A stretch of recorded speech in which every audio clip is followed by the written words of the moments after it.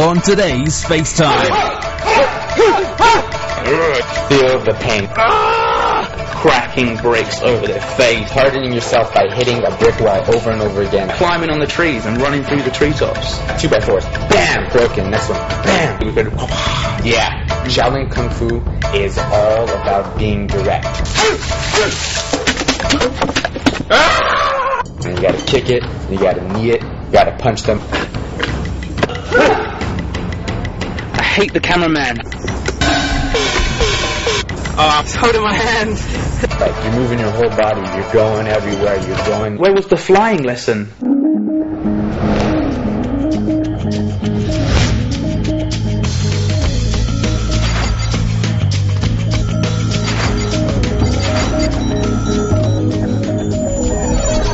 Hello everybody, and welcome to today's show. As you can see, I'm in a deep meditative state. And next to me is today's guest, Anthony Garcia. Hello Anthony, welcome to the show. Ni hao, Rob. Thank you for having me. It's my pleasure. And now we're going to travel across the astral planes to a place far, far away as we learn Shao Lin Kung Fu.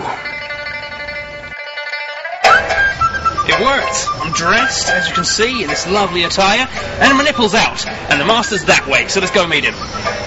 Here is my teacher for the day, Master Wong. Hi, Master Wong. I'm going to be learning Kung Fu from this guy. He's an actual Shaolin monk trained in the Shaolin Temple, so I'm very privileged to be here today. So let's get on in and train a bit. Okay. Ready? Just wait.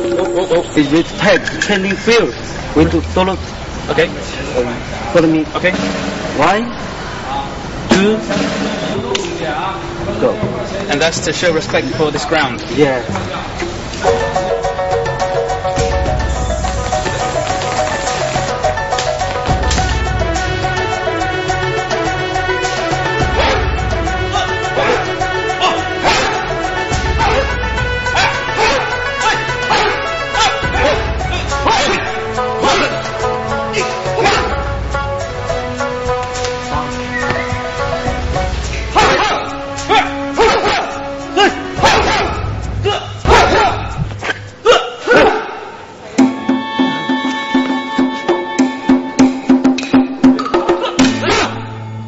Oh, I'm dying. As you can see, I'm sweating my whole body fluid out. I'm dying. I really want to be able to keep up with these guys, but obviously they've been doing it a lot longer than I have, and I can't do any more. I need a rest. This is intense. This is intense. This is nothing like I've done before. Before, it was in England, in a room with air conditioning. This is outdoors in China with people speaking Chinese.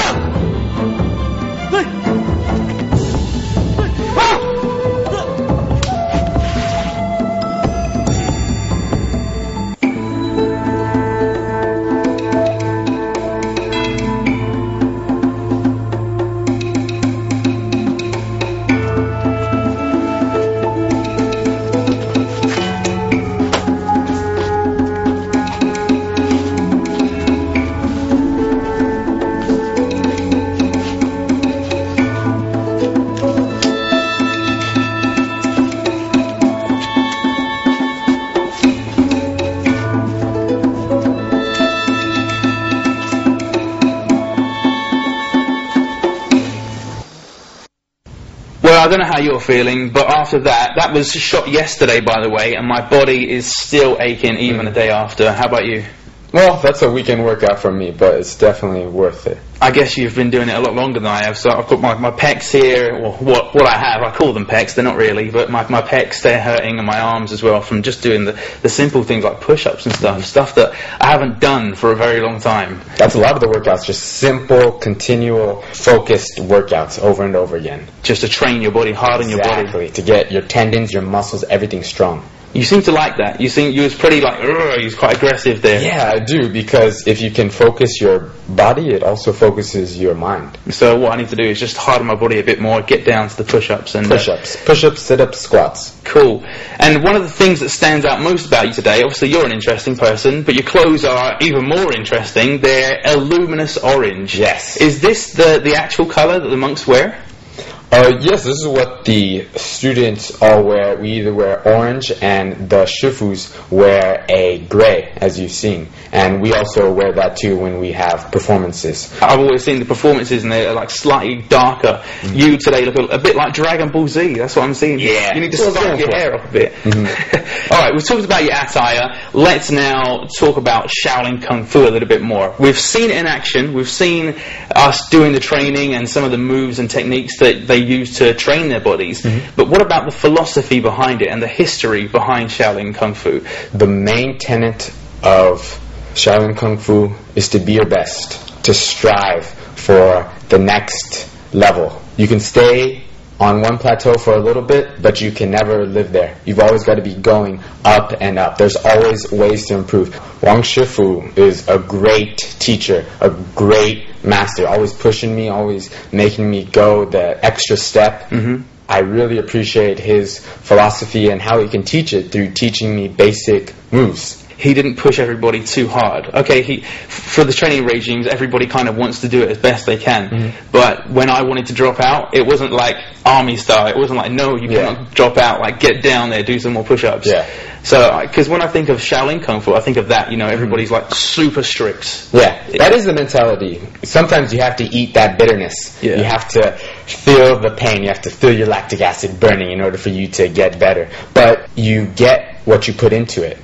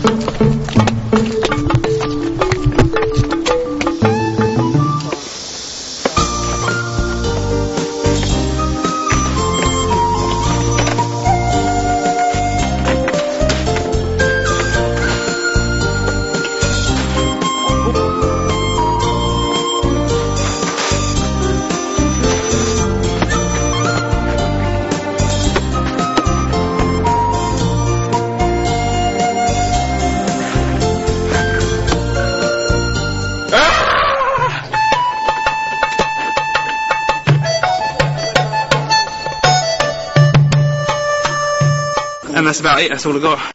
Now, one of the things that I was a bit miffed by yesterday is that we didn't, although we learned all the physical stuff, we didn't really touch on all of the, the fantastic movie stuff. Like, there was no Hadoukens or no, where was the flying lesson? I was really looking forward to climbing on the trees and running through the treetops. You gotta go through a whole gauntlet in order to see a monk fly. Seriously, they can fly and it goes crazy. Can they really fly, or is that just in the movies? They can jump really high, and so it seems like it's a crane type of flight.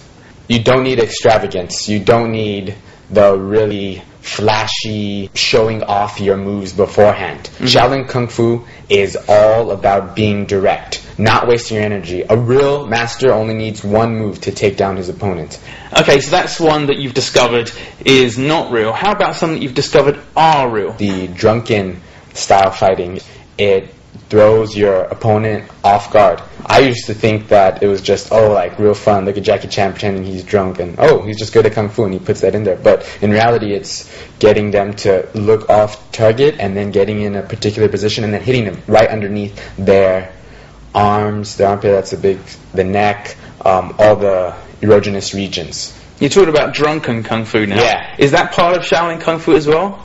Yeah, it's one of the sects under it, but it's really now incorporated into a lot of other things. See, it confuses me. This is the thing that really confuses me about martial arts. There's just too many of them. Oh, there's so many. Shao Lin Kung Fu is the basis of many of the martial arts now existing today. What about the stunts that they're used to performing? So when you see Shaolin monks performing in the street or on stage, they're always cracking bricks over their face or getting kicked in this region, which hurts. You know, it's the display. Have the blade right at your neck. Yeah, press down on exactly. Yeah, they're kind of displaying how strong and how trained their bodies are. So what other tricks are there? What other moves are there they do? Hardening yourself by hitting a brick wall over and over again so that it gets destroyed and then grows again even harder, like the calluses on your feet. Doing things like that over and over again really helps you toughen your body. And the reason why they do that, the reason why they do the acrobatics and they do all that stuff, some schools do that a lot, is to show the power of chi. Chi is very important. You're able to use the chi to supplement your physical prowess. You're able to have your chi and place it in different parts of your body to deflect a lot of blows and also to help with your punches and kicks and pushes and tumbles. The key is to harness that and to make that energy into force. Is that what they use to crack the bricks? Yes! Do you reckon you could crack this ugly table? Give me some time and I'd be down. I reckon you can. Like, if we channel our chi, we could. Yeah, definitely. Crack it open. Well, okay. What other things are there? Breaking wood off your back. So just have 2x4s. Bam, broken. Next one. Bam, broken. Bam. And what does that do apart from hurt you? Apart from it cause extreme pain and possible. You get rid of the hurt right now. So when someone does it, it's nothing.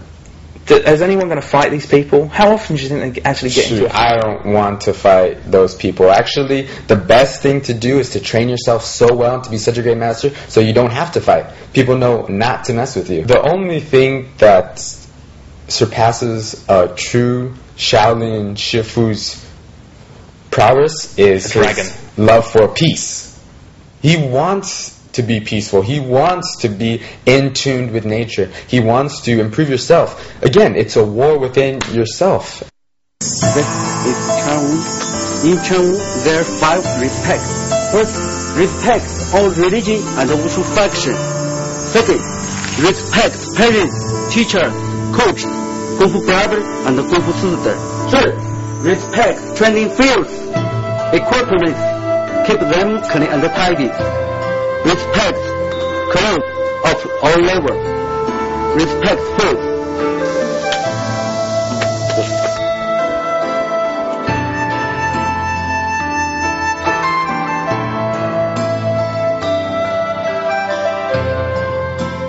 Already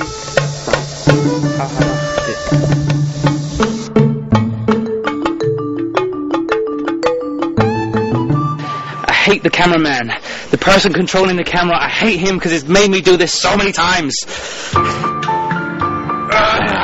This is the 20th time I've done this because the cameraman keeps getting it wrong. I swear. This isn't my second time. And my hands are so sweaty I can't hold the pole.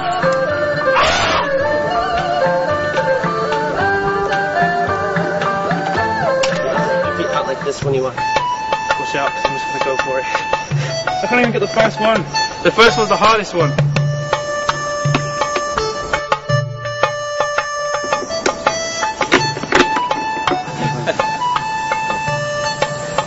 Oh, I'm like a little girl. He's holding my hand.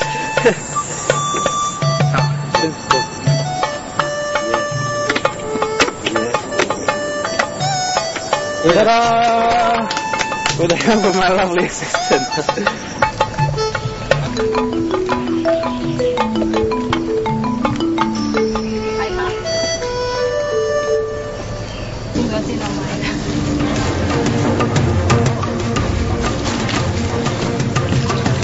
Okay, so what this is a kind of Shaolin training exercise.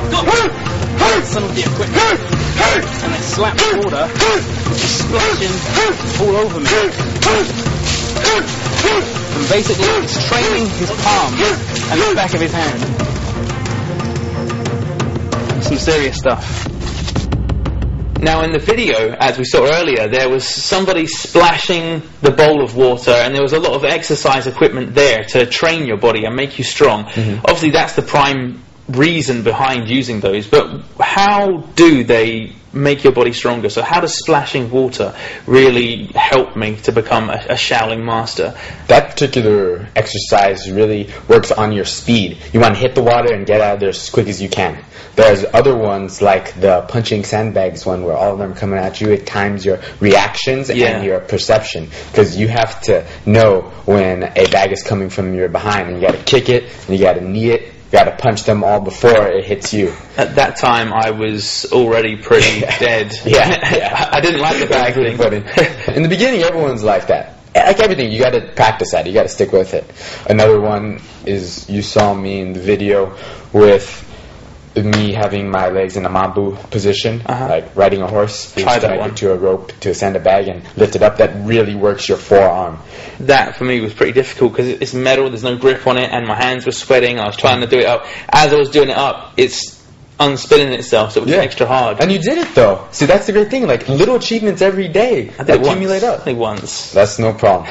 You gotta always be going. The difference between Shao Lin Kung Fu and other forms of pugilism is that you are always fluid. You're always moving. A boxer is just like... But Shao Lin Kung Fu is like, you're moving your whole body. You're going everywhere. You're going with water. You are the motion.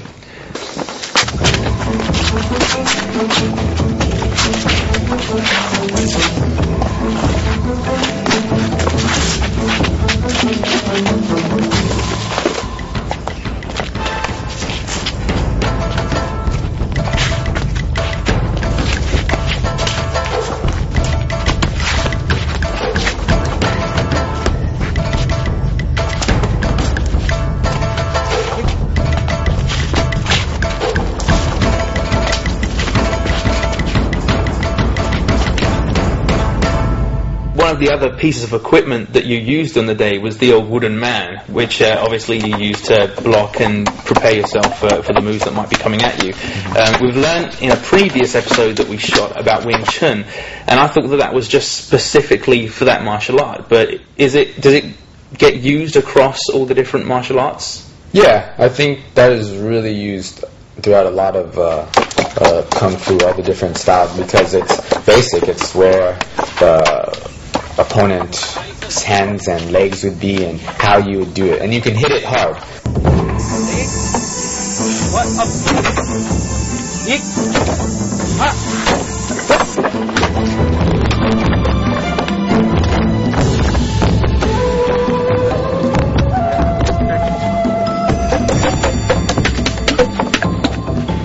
What I found is that most of the equipment is very basic. Like if you go to, like I said, boxing as an example, then you've got like weights that they put on themselves, or they've got special equipment, special machines. But these guys don't do that yet. Push-ups. They come across more hardcore. Yeah. What about some of the things that you now can't do as a Shaolin practitioner? I guess it's not as serious for you, but for the monks themselves, it becomes a part of their life. It becomes a sort of religion for them. What are some of the things that you can't do once you've got to that kind of master level? Abusing your power, because they have a lot of power. They are able to do many things and take advantage of a lot of people, so it must be done righteously. And another thing is that you must always be giving. You must always have a disciple. And it's very important to continue this succession. As you said, it's about giving something back. And I mean, Kung Fu in general, especially Shaolin Kung Fu, was kind of taught to the monks, and the reason they all learnt this was to protect themselves, protect the less fortunate people. Exactly. Would you recommend other Americans or anybody who's watching the show overseas to come here and learn Shaolin Kung Fu? Definitely. Definitely. Come on, recommend it to the audience. If you really want a new, interesting, radical, and amazing experience that trains your body and mind in such a way that you become more spiritually in tune with the Tao, come to China. Learn Shaolin Kung Fu. From the real masters. Indeed. Well, that is the end of the show. That's all we've got time for. So, guys at home, thank you very much for watching. Remember, we've got our weekly competition as well. So if you can answer this short question, drop us an email to the address below, and you could be in with a chance of winning a FaceTime goodie bag. And that question is... Where is the original Shaolin Temple? That's right, and if you know the answer to that question, just drop us an email and you could be in with a chance of winning. Well, that is it for now. Thank you very much for coming in, Anthony. Thank you again. Oh, okay. And you guys at home, thank you very much for joining us on today's FaceTime. Goodbye.